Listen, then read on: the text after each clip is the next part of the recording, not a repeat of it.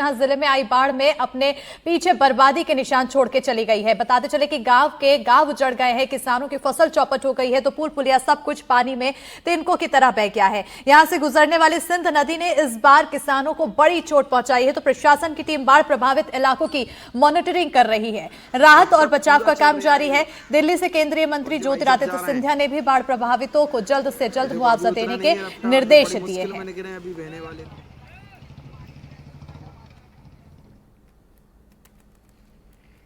नष्ट है, बाढ़ रात में आई है, आदमी किधर नहीं निकल पाया। मकानन में बाढ़ नुकसान ज्यादा है। फसलें भी रखी थी, गल्ले खाने पीने के बीच के सब खत्म है। वो तो सड़कों का जू रख दिया उसको। मोटे आदमी फिर रहे देखो पूरे भर गए, मुँह पर छत पे चढ़े सूखा खेत है नहीं जो आप तो पानी भर गए, गिरा ही गए। ना सामान उठा पाओ हमने, ना कचू कर पाओ। बोर की मोटर दब गई, में स्टार्टर दब गया, बोर की बेज में धरी थी भी दब गई सब। कुछ गेहूं भी नहीं उठा पा, जी सब डरे जी सब हो गए भर गए वहां में। कचुआ ही नहीं उठा पाओ, एकदम हम तो जिले रख दे ऊपर चले गए।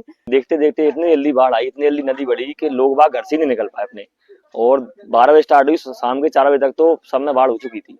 रात में स्तर बढ़ता गया। रात के 2-3 बजे तक तो इतना स्तर हो गया कि लोगों का निकलना मुश्किल हो गया। रेस्क्यू टीम भी बुलाई गई, कई रेस्क्यू भी किए गए, कई घर गिर चुके हैं। स्थिति इतनी खराब कर गई है, बाढ़ तो चली गई लेकिन तबाही इतनी छोड़ गई है कि स्थिति बहुत दयनीय है।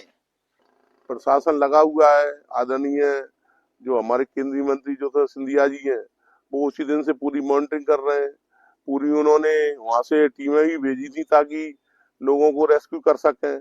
और अब जब बाढ़ उतर गई है तो उनके खाने के इंतजाम के लिए सब पूरा सरकारी अमला लगा हुआ है। और उनका जो भी मकान गिर गया है उसकी सारे पटवारी 3-3 पटवारियों की एक गांव में ड्यूटी लगा दी है। हर जगह हम जा रहे हैं, पटवारी मिल भी रहे हैं कि भाई जिसका जो नुकसान हुआ है उसको लिखो, और ज्यादा से ज्यादा दिलवाने की कोशिश कर रहे हैं। और कोशिश पूरी है कि जब तक उनको मिल नहीं जाएगा, जब तक हम लोग जो है इस काम में लगे हुए हैं। श्रीमान कलेक्टर महोदय ने आदेश दिया है कि गाँव में जाकर घर घर जाकर पहले जो लोग उनको खाद्यान्न की व्यवस्था नहीं है उन लोगों की सूची करनी है। फिर जो आवास जिनके गिर गए हैं, जैसा आप देख रहे हैं पीछे, जिनका नुकसान हुआ उन लोगों को सूची तैयार करके उनको जो शासन द्वारा यथासंभव आर्थिक सहायता वो उपलब्ध करानी है। फिर हम 3rd फेज में जाके गांव की जो फसल बर्बाद हुई है, जो नुकसान हुआ है, फसलों को नुकसान हुआ है, बाढ़ के कारण जो दिक्कतें आई हैं लोगों को, उनका हमें सर्वे करके 5-7 दिन के अंदर ही हमें रिपोर्ट पूरा तैयार करना है और पूरा मुआवजा पत्र तैयार करना है। भाई यहाँ पर बाढ़ आई थी, फसलों को काफ़ी नुकसान हुआ है। करीब कितने गांव होंगे आस पड़ोस में जिनको नुकसान हुआ है? कितने बीघा की फसल नुकसान हुई होगी और काई की फसल थी? वो तो मक्का की फसल है सब में। हाँ, अनंतपुर, पछावली, सनेश्वर, साकनौर, सब में नदी सीधी हो गई है। वो तो खेतन में कम से कम 10-15 हज़ार बीघे चली गई। अच्छा, ज़्यादातर काई की फसल थी? सब मक्का है। और उधर देखिए गुना में भी बारिश के चलते लोगों के हालात खराब है। बाढ़ पीड़ितों से मिलने के लिए जीतू पटवारी पहुंचे तो सरकार से मुआवजे देने की मांग भी की है। घर घर जाकर सर्वे करे प्रशासन। पटवारी की तरफ से कहा कि सर्वे के बाद जल्द लोगों को मिले मुआवजा नहीं मिलने पर चक्का जाम करेंगे। और क्या कुछ कहा है ये भी सुनते हैं।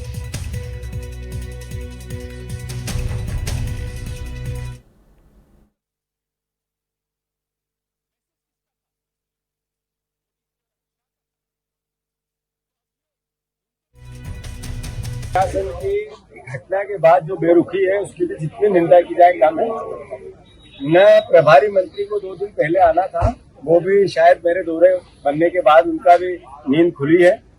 यहाँ के जो सांसद है उनको भी यहाँ की सूद लेनी थी। नगर पालिका का अध्यक्ष 50% कमीशन की बात करता है। कोई बात ऐसी नहीं हुई जिससे कि प्रशासन का कोई भी सरोकार जनता के बीच में रहे, जनप्रतिनिधियों का कोई भी सरोकार जनता के बीच में रहे। मैं आग्रह करता हूं कि ऐसी समय पे कोई राजनीतिक फूट देना चाहिए। और मैंने कलेक्टर को कहा है कि आप एक घर का सर्वे कर, नुकसान का आकलन कर, उनके मुआवजे की व्यवस्था कर। घरों में अनाज भी बचा है, गेहूं, मक्का, ज्वार सब सड़ गए हैं।